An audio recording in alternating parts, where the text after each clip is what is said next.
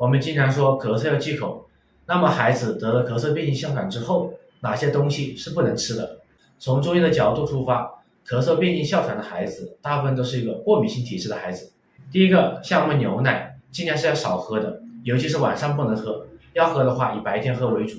因为牛奶属于阴寒的东西，喝多了容易损伤阳气，容易生痰生湿，就是阳气很难化得掉。第二个，我们水果是尽量少吃，尤其是这种凉性的水果尽量就不要吃。像我们天气热了，很多孩子喜欢吃冰西瓜、冰葡萄，这些东西千万不要去吃冰的，因为水果本身就属于偏寒性的一个东西，然后加上冰的话，寒上加寒，这样子会加重小孩子脾胃的负担，损害小朋友的脾阳。第三个，我们小朋友一定要少吃辛辣油腻的，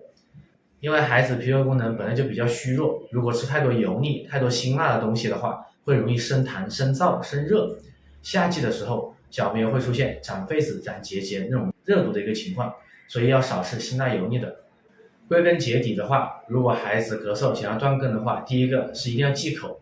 第二个一定要调理脾胃，第三个一定要加强自身体质的一个锻炼，多去运动，恢复小朋友的一个阳气，这样子咳嗽变性哮喘才能够断根。